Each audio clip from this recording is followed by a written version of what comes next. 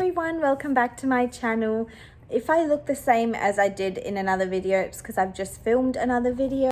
But if you're wondering why I am filming these more casual type videos, like not sit down videos, I am filming on my phone. I will link my life update video down below so you know why I'm filming like this and all of that. But in this video, I just wanted to talk about our co-sleeping situation because it has changed, and it's changed for a few months now. And I thought it might be beneficial and might help others that are in the same situation, might give you some tips and things to try. Now, obviously, every child is different, so I'm not going to say what worked for us is going to work for your child and all of that, but I'm just sharing what we did and what we found helpful. So a while ago, I did make a video about co-sleeping and why we chose to co-sleep and how it was going. So I will link that down below in this video if you are interested. So the reason why we stopped co-sleeping, and it wasn't because I got pregnant that I wanted to, take my son out of our bed to make room for the other baby. It's not like that. That was not the situation. I actually got pregnant after Levi started sleeping in his own room. So basically why we stopped co-sleeping, and I think I touched on this a bit in my other video as well, is that for us personally, it was very destructive. Our sleep, including Levi's, he was always tossing and turning, and I think he still does that now, but now that he's got his own space, he is fine doing that. Because every time we would move, I think when we were co-sleeping, he would move, obviously. And I think that became very disruptive to his sleep, and vice versa. When he would move, I would always be checking on him. And it just became a bit too crammed. And one night I just said, you know what, enough's enough. I think we need a bit more space when we're sleeping. And for him as well, because he did start sometimes seem a little bit uncomfortable. So we have a day bed in his room. We never had we had a porta cot that he used to take his naps in, and I talk about this in my co-sleeping video.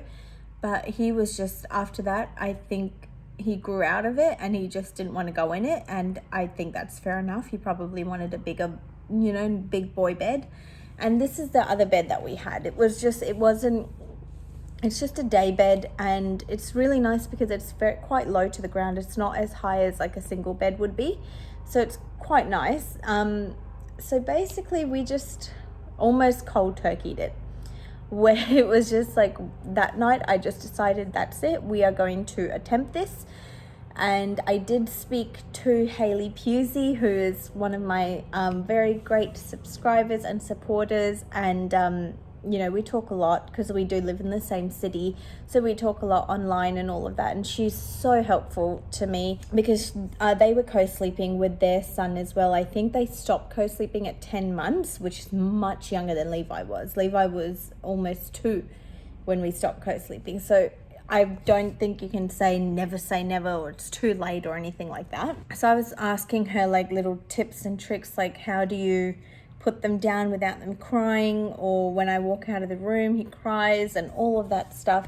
So she did recommend having a diffuser with calming essential oils in it, like lavender and all of that. So I did do that first night, and it started, I actually did it at his nap time. Was the first time he slept in his own room that day. And what I did, I laid down with him and I would just talk to him and say, you're gonna have a nap now, and we'd say a prayer, and I'd give him a kiss and stuff. And I started off laying down with him till he fell asleep. I would just lay there with him until he fell asleep. And that first nap, it worked, and I messaged her straight away and I was like, success.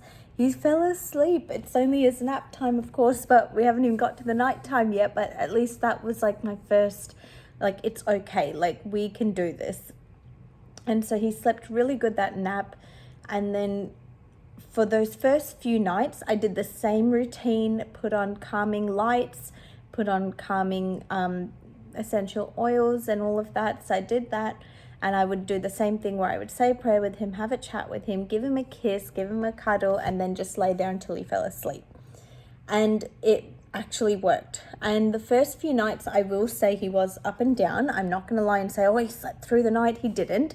He used to wake up every couple of hours the first 2 or 3 nights. And I would just go back in there, and I did lay back down with him until he fell asleep. And even then I was second guessing myself, thinking, oh, is this another bad habit that I'm giving him by, coming in here every time he, stirs, that I come in here and I lay down with him, and he's going to think, oh, well, every time I cry, mum will come in. And I even started thinking to myself at that time, but as I was talking to my husband and stuff, and he just said he's already doing so well for a child that's been in our bed since the day he was born. Even doing this is a big step. And I thought, you know what, that's right. I'm just going to take this as it comes and go with it, because we have no idea what we're doing. And I'm just going to go and work off him. So that's what we did. So the first few nights, like I said, he would be up and down, and I'd go back, lay down with him, and he'd go back to sleep. And I would try my hardest not to fall asleep with him, but sometimes it happened. And then I'd wake up, say half an hour late, or an hour later, going, oh, oopsie, and I'd sneak back into our room and all of that. So that happened for about the first week. And then the second week, like 1 or 2 nights in the week here and there, he'd sleep for 5 or 6 hours at a stretch. And I wasn't doing anything different. I was still putting him down the same way, the same routine and all of that. So I think as time went on, he just got better at like knowing that we are not far. We're right there. If he needs us, we're right there. And our room is right across from his room, which is great. So we just have our doors open. I can hear him. I can even, when I roll over, I can peep over into his room and see that he's okay. So I think he just really, I think he was comfortable, to be honest. Like if he wasn't comfortable, he would let you know. He's a child that will cry and let you know if he's not happy or if he's not comfortable. So that gave me a lot of comfort and made me feel a lot less guilt. Like I didn't want him to be scared or anything. But obviously he's a type of child that if he was, he would let us know. So that went on for a bit. And the first month, I would say, is when we did this, whole laying down with him until he fell asleep. And even if he needed resettling in the night, that's what we did.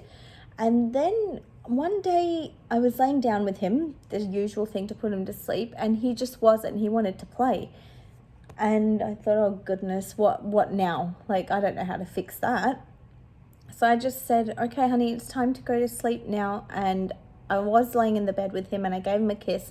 And I got up and said goodnight, and I covered him with a blanket. I walked out the door. And he didn't cry. And I just thought, okay. And I thought to myself, I bet you he's in there playing with his toys or something like that. So I just waited, because if he was crying hysterically or whinging or anything, I would go in there, and I wouldn't leave him alone to put himself to sleep crying, That's just not my method that I prefer. I'm not saying it doesn't work. I'm sure it does for some people. It just wouldn't work for me. So I waited 15 minutes and he was just quiet. I thought, okay, this is strange. So I, slowly snuck back into his room, and he was asleep. He had put himself to sleep. And that's when I thought, maybe he doesn't want me to lay there with him anymore. So this kept going on during his nap time and nighttime. I would just go in there and say a prayer with him, give him a kiss, and I would leave. And then quiet. I would go back in there 15-20 minutes later, and he's asleep. And that's just how it's worked. I mean, he did have a little setback a few weeks ago where he was only wanting to sleep if he was in the car, which is probably a habit that I gave him as well. So he did have a setback after 2 to 3 weeks of putting himself to sleep for his nap time and bedtime. He just suddenly one day was like, I'm not doing that anymore. So you're going to have that, up and down kind of roller coaster with your children and all these habits that they pick up. So, and it was only working if I took him in the car to sleep. And then I thought, and then by this point I knew I was pregnant and all of that. And then I thought, well, this isn't realistically a good habit to give him, especially at this time. When I have another baby, I can't do that anymore. And, so I want him to have a healthy sleeping habit and sleeping schedule. So he's actually very good at listening to my husband. With me, he plays up a ton. But with my husband, he's really, really good at listening to him. Like the last week or two, my husband has taken over bedtime and he just puts him in there and says goodnight, turns on the light, gives him a kiss, and then I go and give him a kiss, and then we walk out. And now we're back to him self-soothing, and he puts himself back to sleep. Like most nights, he sleeps straight through, like till the morning.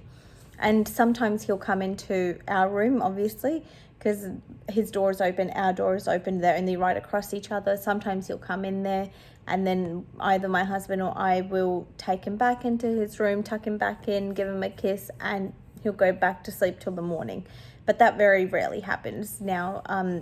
That is how it has worked for us. It wasn't like I didn't let him cry it out or anything like that. I'm not saying that that doesn't work. I just didn't want to do that for ourselves. In our situation, I just knew that wouldn't work for us.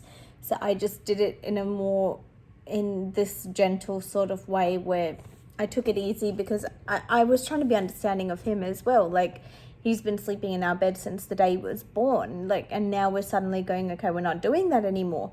I've actually done so well in that regard. And he's really, really enjoying, I think, having his own sleeping space. He loves it in his room. And he has a little koala stuffed bear, like cuddly thing that he sleeps with. And whenever he wakes up in the morning, he tries to say good sleep like this. And yeah, I'm really, really happy we did this. And my husband and I have no plans of co-sleeping with our next baby. So I think it works for some people, and it just didn't work in our situation. It was just very disruptive on both sides. And if he is happy sleeping in his own room, in his own bed, and he sleeps well and is content, then why wouldn't we be as well?